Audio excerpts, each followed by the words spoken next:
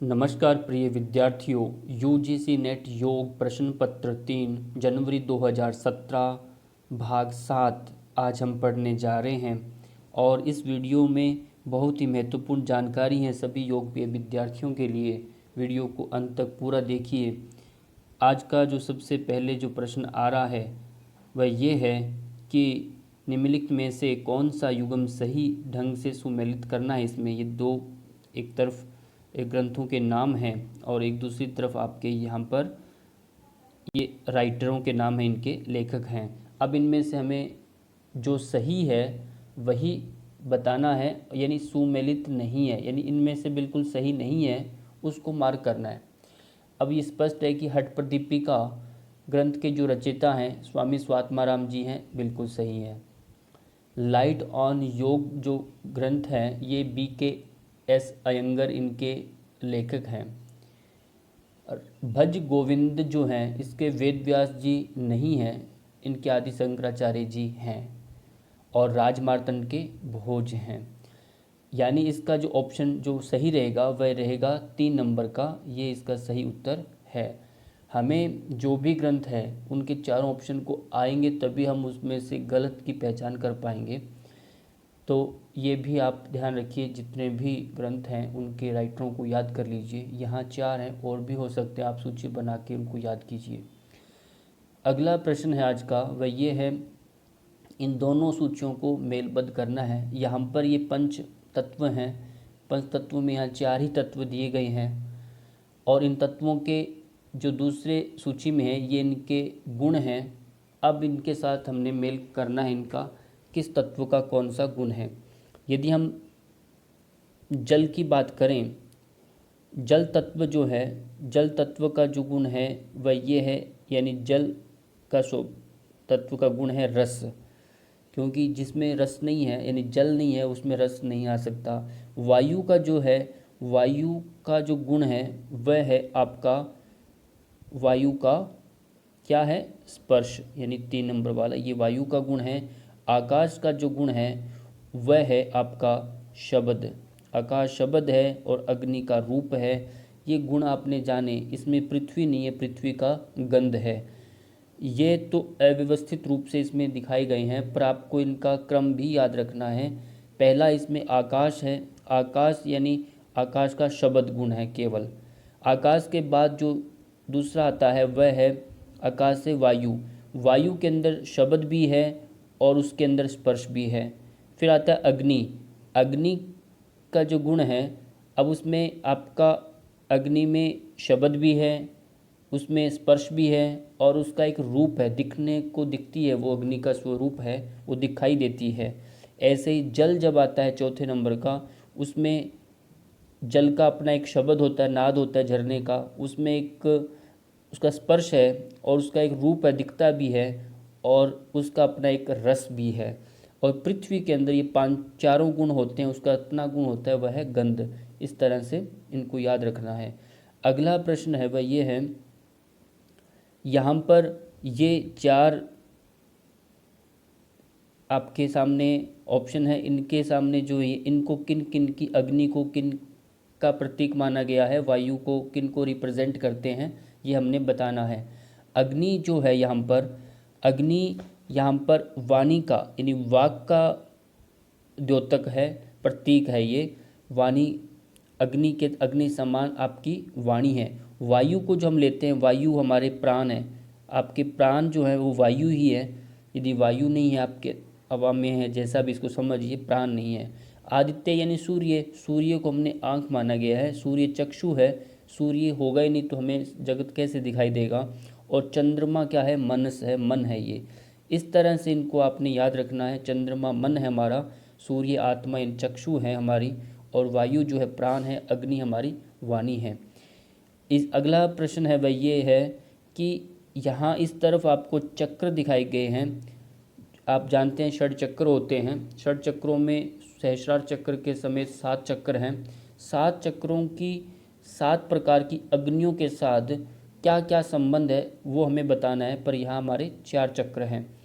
आप तंत्र ग्रंथों में देखेंगे या पुराणों में कहानियाँ हैं तो उनमें चक्रों के बारे में, अग्नियों के बारे में विस्तार से चर्चा मिलती है हमें। पहले देखेंगे आपका इनमें से मूलाधार, इसमें चक्र नहीं है। 1 नंबर का मूलाधार चक्र की जो अग्नि बनती है वह बनती है काली, याद रखना है। दूसरा नंबर का स्वादिष्ठान चक्र है। स्वादिष्ठान चक्र का यहाँ देखेंगे ऑप्शन 3 है, यानी कराली। और स्वादिष्ठान के बाद आता है मणिपुर।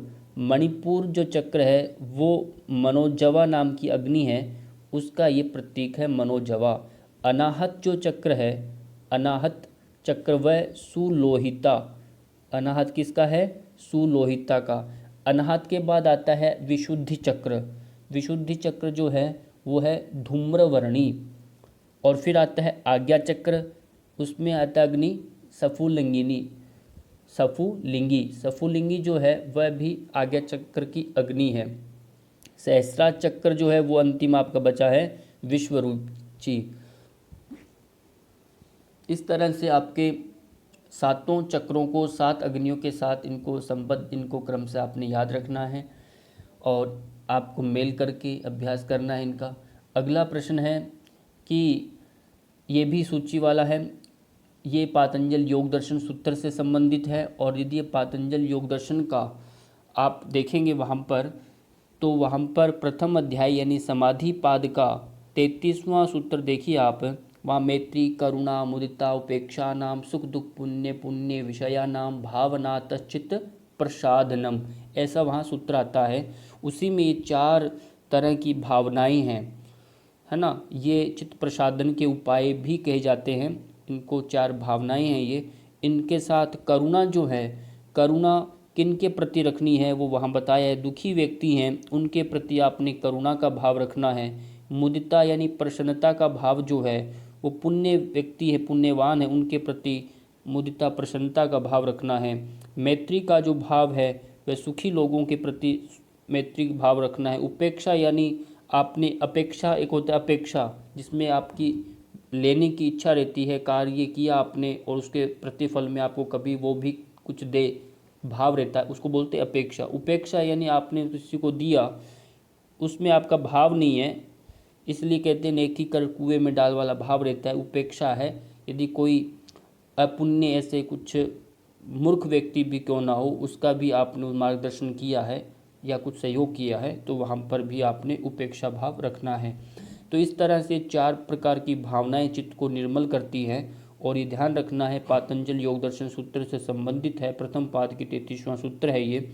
और इसी के साथ आपका अगला प्रश्न ये है कि ये भी सूची वाले प्रश्न जब होते हैं तो आपको ज़्यादा सजग होकर के इनको उत्तर देने पड़ते हैं। एक ही अपना ऑप्शन इनमें से स्पष्ट ना हो तो हमारा उत्तर गलत हो सकता है। तो यहाँ पर भी ये पातंजल योग दर्शन सूत्र से है। और ध्यान है अपने पातंजल योग दर्शन सूत्र में 4 पाद हैं। पहला जैसे समाधि पाद है, दूसरा साधन पाद है, फिर विभूति है, फिर कैवल्य पाद है। यहाँ जो ये प्रकरण है, जो प्रश्न है, ये चतुर्थ पाद यानी कैवल्य पाद का है और 7वां इसमें सूत्र है, इसको ध्यान रखना है। वहाँ आता है सूत्र कर्मा शुक्ला कृष्णम योगिन स्त्रीविधम इतरेशाम। जो कर्म है और अशुक्ल है और अकृष्ण है, यानी अशुक्ल अकृष्ण जो कर्म है वह योगियों का कर्म बताए गए हैं और बाकी जो कर्म है यानी 3 प्रकार के वो अन्य जनों के लिए हैं। तो यहाँ इस प्रकार से 4 प्रकार के कर्म हो गए। तो 4 प्रकार में कर्म, इनमें पहले शुक्ल का अर्थ होता है पुण्य, ये ध्यान रखना है। शुक्ल यानी सफ़ेद होता है, पुण्य के लिए प्रतीक माना गया है। तो यहाँ पुण्य के लिए आपका शुक्ल है। और शुक्ल और कृष्ण, इसे हम मिश्रित कर्म भी कहते हैं। पुण्य और पाप कर्म जो हम करते हैं तो वो मिश्रित कर्म की भी संज्ञा इसको दी गई है। कृष्ण यानी बिल्कुल ही पाप कर्म जो करता है वो ऑप्शन है। और अशुक्ल अकृष्ण जो है जिसमें पाप और पुण्य जो होते हैं वो रहित होता है, न उसमें पुण्य है न उसमें पाप है, तो अशुक्ल अकृष्ण जो रहता है वो आपका ये ऑप्शन है। ये चौथा जो अशुक्ल अकृष्ण कर्म ही श्रेष्ठ कर्म में इसकी संज्ञा काउंटिंग, इसकी गिनती की गई है और ये ही योगियों का कर्म माना गया है। बाकी के जो 3 कर्म है वो तो संसारियों के लिए कहे गए हैं। अगला जो प्रश्न है वह ये है कि आपका यहाँ भी इनके साथ इनको सुमेलित करना है युग्म के साथ। और पहले ये ध्यान रखना है ये आसन प्राणायाम प्रत्याहार ध्यान ये क्या हैं और इनके साथ इनका क्या संबंध है। तो आप घेरंड संहिता पुस्तक आपने देखा है, घेरंड मुनि द्वारा रचित ग्रंथ है, उसमें प्रथम पाद पहला ही जो अध्याय है उसका 10वां और 11वां आप श्लोक संख्या देखेंगे तो वहाँ पर इनके बारे में चर्चा की है। वहाँ पर सप्तस्थ योग के बारे में चर्चा है, 7 प्रकार का योग बताए, सप्तांग योग की वहाँ व्याख्या है। तो उसमें पहला जो कर्म है सप्तांग का पहला अंग है वह है षटकर्म। षटकर्म पहला अंग है, षटकर्म यानी शोधन के लिए है। और आसन जो है, आसन आता है, आसन क्या है, आसन के लिए यहाँ पर स्थिरता दिया है, आसन तो होता है दृढ़ता के लिए। तो पहला जो सुमेलित इनमें करना है वह जो नहीं है वो हमें बताना है, वो ये है आसन का स्थिरता नहीं है, यहाँ पर होना चाहिए दृढ़ता। प्राणायाम से लाघवम आता है, ये बिल्कुल सही है। प्रत्याहार धीरता धैर्य लाता है, ध्यान से प्रत्यक्ष होता है। और प्रत्याहार से धीरता धैर्य, और मुद्रा से स्थिरता, समाधि से निर्लिप्तता। इस तरह से सप्तांग है। यहाँ आसन से क्या बनता है, दृढ़ता आती है, आसनेन भवे दृढ़म कहा। आसन से स्थिरता नहीं आती, स्थिरता तो मुद्रा से आती है। तो यहाँ ये ऑप्शन जो ए नंबर का है ये गलत है, ये ध्यान रखना है। अगला प्रश्न जो है ये बहुत महत्वपूर्ण है, इसमें समझना है ध्यान से। इसमें थोड़े ऑप्शन आगे पीछे हुए हैं पर आपको ये ए बी सी डी ये ध्यान रखना। अब इसमें बताना है सेरिब्रम और सेरिबेलम, मेडुला ओब्लांगाटा, हाइपोथैलेमस जो हैं इनके साथ जो आगे इनके ऑप्शन दिए उनमें से कौन सा है। पहले हमने समझना है ये प्रकरण कहाँ के लिए बात हो रही, कहाँ का है ये चैप्टर। तो ये है जो आप मस्तिष्क तंत्रिका तंत्र जो हैं, यानी तंत्रिका तंत्र में यानी नर्वस सिस्टम जो है उसमें मस्तिष्क, हमारा मस्तिष्क जो रहता है तंत्रिका तंत्र में केंद्रीय तंत्रिका तंत्र का भाग है ये ध्यान रखना है। इसमें ये चारों जो भाग हैं ये मस्तिष्क के भाग हैं, ये बात स्पष्ट है। फिर ये और तंत्रिका तंत्र में केंद्रीय तंत्रिका तंत्र का ये भाग है।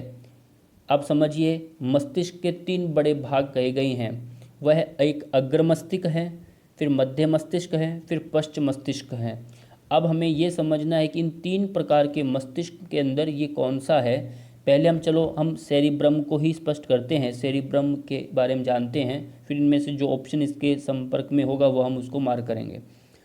सेरिब्रम या फिर प्रमस्तिष्क, इसको प्रमस्तिष्क भी कहते हैं, यानी अग्र मस्तिष्क का ये भाग है आपका ऑप्शन पहले वाले में एक जो बताया। और ये मस्तिष्क का सबसे बड़ा भाग भी इसे कहते हैं सेरिब्रम को। इसके कार्य क्या है, यहाँ पर कार्यों की सूची दी गई इस तरफ, ये आपके कार्य हैं। इसमें ये काम क्या करता है, संवेदी इसमें क्षेत्र रहता है, यानी जो भी आपको चोट लगती है, आपका सर्दी गर्मी का या कोई शरीर को दबा रहा है, स्पर्श जोड़ों में जो भी अनुभूति होती है पेन की, वो आपको ये मैसेज देता है सेरिब्रम के माध्यम से हमें मिलता है। प्रेरक क्षेत्र हैं, जितनी भी ऐच्छिक पेशियाँ बॉडी की संकुचन उनमें प्रसारण का नियंत्रण भी यही करता है। और प्रेरक पूर्व क्षेत्र यानी पेशियों की गति जो होती है हमारी मांसपेशियों की, उनमें एक बैलेंस का काम भी ये करता है। और बोलने से संबंधित कार्य है, बोले हुए शब्द हमारे कानों तक आ रहे हैं कि नहीं आ रहे। और देखने का, सुनने का, स्वाद का, गंध का, यानी हमारे सेंस ऑर्गन्स को भी कंट्रोल ये करने वाला है। तो इस तरह से यहाँ पर आप देखेंगे, इसमें से आप देखिए जो सेरिबेलम जो है इसमें से ये भाव श्रवण दृष्टि को नियंत्रित करता है, यानी ए का जो है ऑप्शन है 3 नंबर वाला ये है, इस बात को आप समझिए। अगला जो है इसमें सेरिबेलम, जो सेरिबेलम क्या है इसको देखिए, ये पश्च मस्तिष्क का, यानी आपका मस्तिष्क के 3 भाग मैंने बताए, अग्र मस्तिष्क, मध्य मस्तिष्क और पश्च मस्तिष्क।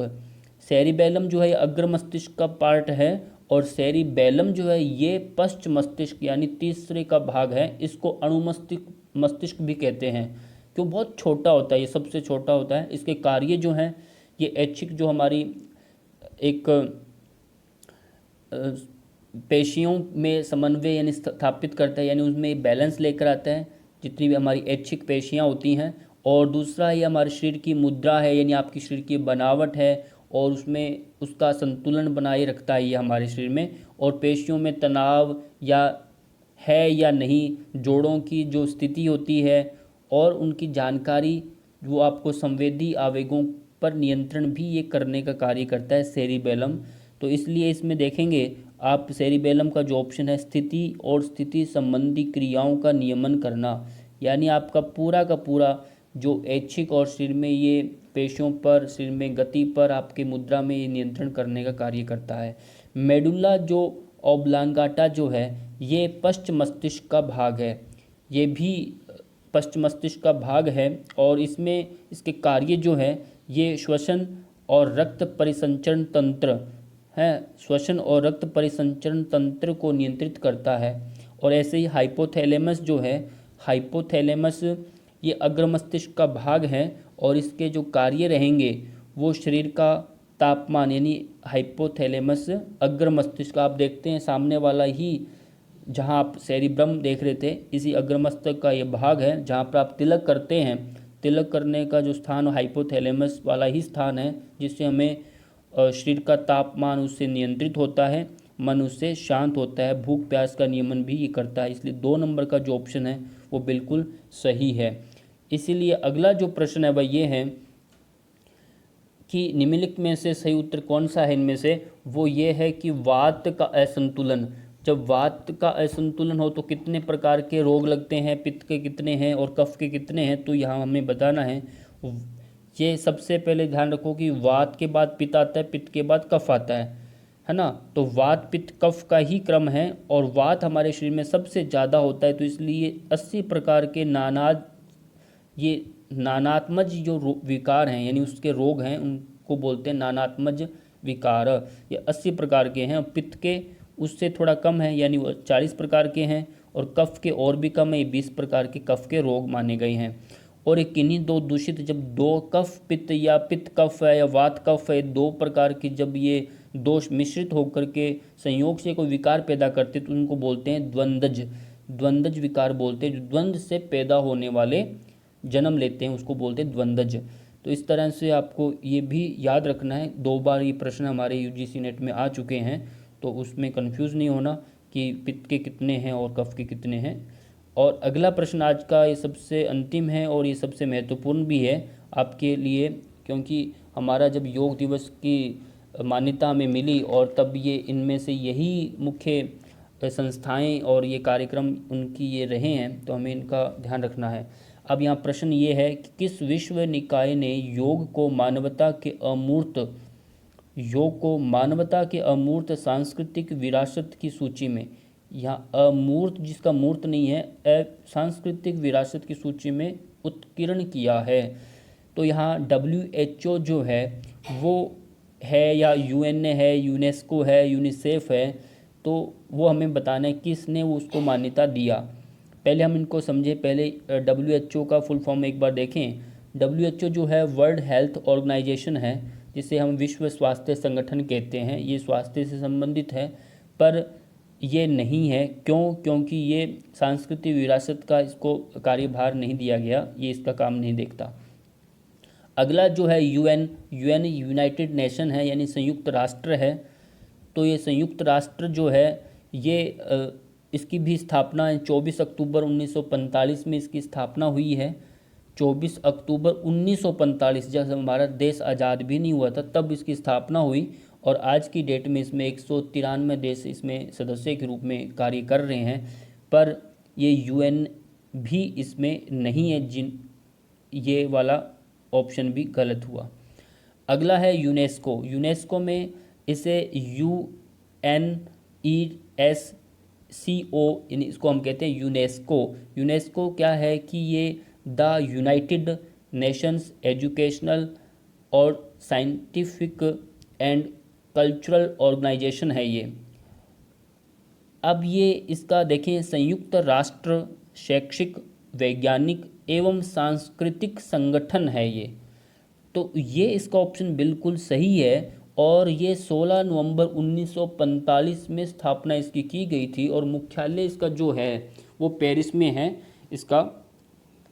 ये आपने ध्यान रखना है क्योंकि ये संयुक्त राष्ट्र शैक्षिक का कोई भी कार्य है या वैज्ञानिक कार्य हैं या सांस्कृतिक कोई भी धरोहर है, जैसे अभी धरोहर जैसे जयपुर को सांस्कृतिक विरासत के रूप में इसको धरोहर के रूप में रखा गया, तो यहाँ पर कुछ ऐसे प्लेसेस होते हैं तो हम जिसे हम धरोहर के रूप में रखते हैं वो ये यूनेस्को ही निर्धारित उन्हें करता है, इस बात का ध्यान रखना है। अगला जो ऑप्शन है यूनिसेफ, इसमें क्या है UNICEF, ये यूनिसेफ जो है United Nations International Children's Emergency Fund है ये, और ये संयुक्त राष्ट्र बाल कोष इसे हम कहते हैं, संयुक्त राष्ट्र बाल कोष। और पहले इसे हम यूनिसेफ ही कहते हैं जो मैंने अभी बताया, और अब इसको संयुक्त राष्ट्र बाल कोष के नाम से इसे जाना जाता है। और 11 दिसंबर 1946 को ये बनाया गया था, ये आपने ध्यान रखना है। और जिसमें हम संयुक्त राष्ट्र अंतर्राष्ट्रीय बाल आपातकालीन जो है कोष के लिए इसमें सुविधा रहती है, कोई ऐसी आपातकाल आता है गरीबों के लिए, तब इसके कोष से ही उनको फंड दिया जाता है। तो पर ये यहाँ पर योग वाला इससे संबंधित नहीं है। तो आपने इन चारों ऑप्शनों को अच्छी भली भांति समझ लिया। और हमारा योग का जो विषय है वो है यूनेस्को, यानी ये इसने हमें सहमति प्रदान की है, ये निर्णय इनका है यूनेस्को का, इस बात को ध्यान रखना है। आज के लिए इतना ही, काफ़ी वीडियो लंबा हो गया, और वीडियो को लाइक और शेयर जरूर किया करें। सबका बहुत बहुत धन्यवाद।